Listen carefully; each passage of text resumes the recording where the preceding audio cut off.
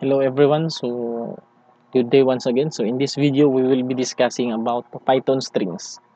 So strings in Python are surrounded by either single quote or double quote. So words, any numbers, basta masulod na siya sa double quote or single quote, that is literal a string. You can display a string literal with a print function. So tanan nimo sulod sa print ka function. By default ihagin na siyang i-display, no, kung saan nakasulod sa print function. So for example, this will display print hello, no, hello. So this simply means nga single quote or double quote is the same. Assign string to a variable. So assigning a string to a variable is done with the variable name followed by an equal sign and the string. So ingani siya ang pag set og string value sa variable.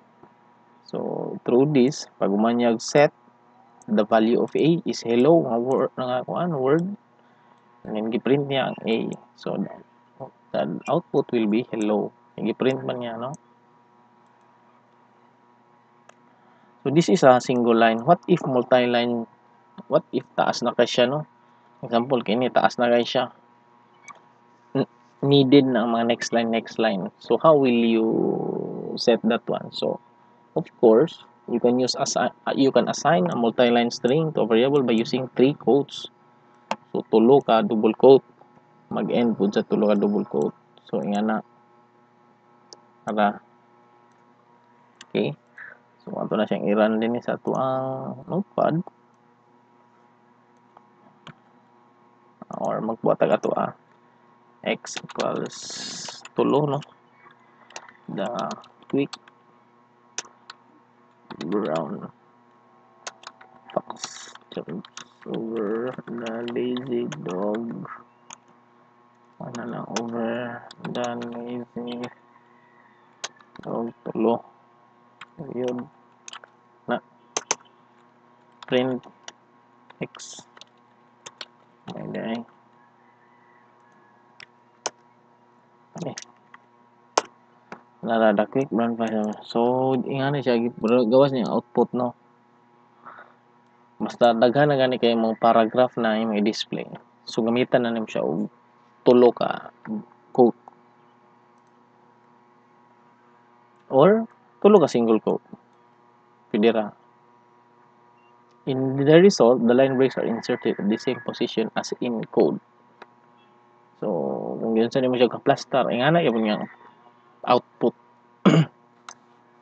Nag-next line kapag abot sa consecutor. So pag abot sa output, mo next line gid pud ni siya. Okay? So in Python also, strings are arrays. So unsa sabot sa arrays? So ang array is a collection of a variable or what we can make it like that, no? Collection, or you can save many values in one variable. So ingana ang arrays. So like many other popular programming language, strings in Python are arrays of bytes representing Unicode characters.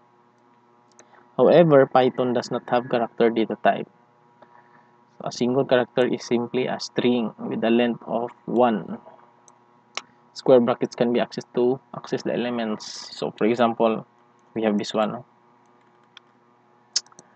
For example, we have this hello world, no, or maybe hello USDP. Okay, save. If you want to print the hello USDP, we'll just make it like this or simply like this, no. That will provide us hello USDP. What if you want the E only? So that is accessible through the name of the variable and then the square bracket and then the number, index number. Okay, umintag array, kag kani siya ang A na ka-array na ni. That simply means kung i-access nimo ni siya tanan kanila nga variable. Pero kung i-access nimo ang H, E, individual niya, nakasulod niya sa 0, 1, 2, 3, 4, no? Kung gusto na ko i-print ang O, I can make it like that. A square bracket 4. Save. So, see? I printed the O. No? Muna bisabot naka-array na. Naka single variable save many values. Okay? So, kung mo yung naka-array na ni, accessible ang each character through index number. And like this. No? Example, kaning T, kaning space, U. 5 maning space. 6 din yung U. Print na ko ang U, ha? Capital U. Save. See? So, I have access the capital U from the word hello USDP. Okay? So, that is how you access each line of your string. Looping through a string. Since strings are arrays, so therefore we can loop through the characters in a string with a for loop. So, since, for example, this one, no? For x in banana, for example, this word banana. So, pasabot ani, isa-isahon niya ang banana. No? Banana. Pag-print. For example, first loop niya, B. Gibutang niya sa value sa x. Paabot din eh, giprint din niya ang x. No? So, first that, we will take a look for the example.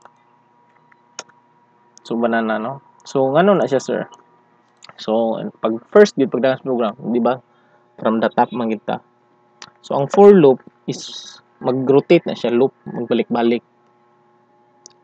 So, mo gina yung word, kini siya variable name rin eh. Any variable you can put it here, and then word, ingana gid siya, basta for loop na ay in, basta mag-loop ka og words, no? In. So, for this time, dumduma lang ning for og in, no? And then the colon on the last part. So, later on, I will be discussing about for loop. But for this topic only, for the string, just remember the for and the in. No? So, simply means nga, kaning words din yung gibutang din eh. Example, U is yan, save. First, pagsulod niya din eh, pagsulod niya din eh, first is capital U, isulod niya sa X. Musulod din siya din i-execute niya ang under sa for loop. Ang under sa for loop is kanang naka-indent sa iya, di ba? Kaning print is under ni siya aning for loop. Kaya naka-indent man, di ba? So, print niya ang U. Balik na sad siya. US na sad. No? Butang niya sa X. So, ang value sa X karon is S na.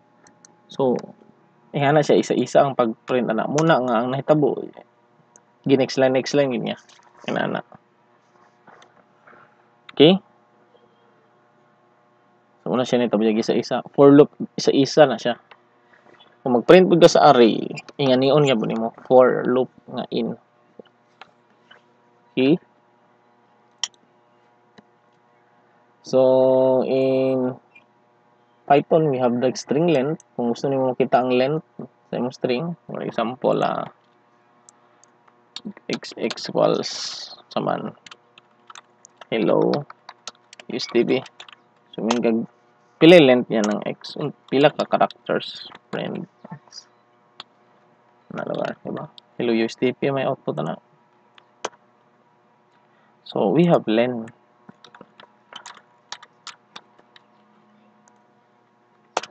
So, 10 siya. Ano man? Yan po na ito. 1, 2, 3, 4, 5, 6, 7, 8, 9, 10. So, 10 siya nini. Apil ang space nini. Okay. So, ihap niya pilang length. sa imuhang string.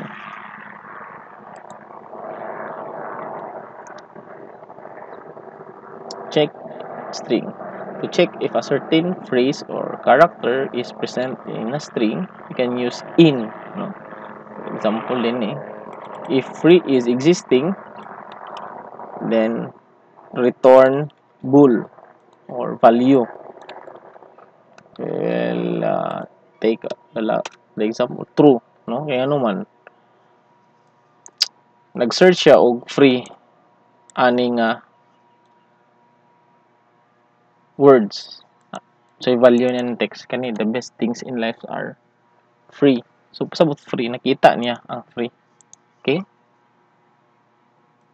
True siya. So, what if butang po na to? Capital yung ibutang. Capital. So, false na siya. So, ang pag-search is case sensitive po siya. Yan lang, kung sa'yo pa-search mo, gipod na ang iyahang capitalization asa. Print only if free is present. So, if you want, if yes, if free in text, yes, free is present. So, gusto po na condition lang, aya na siya mo print kung kuan, mo print siya yes. See? So,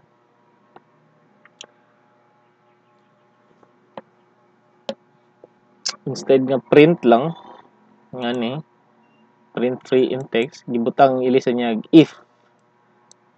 But for this, aya lang siya mo print ani, kung true ni siya. Kung naa siya makita nga free sa ani nga words sa nga sentence, which is na. Pero nga to ning capital F, so kani siya wala gid ni siya kay dili man siya true, no? Sayop man, see? So there is no output. Aya ra man siya i-print kung true. Okay? So ingana lang.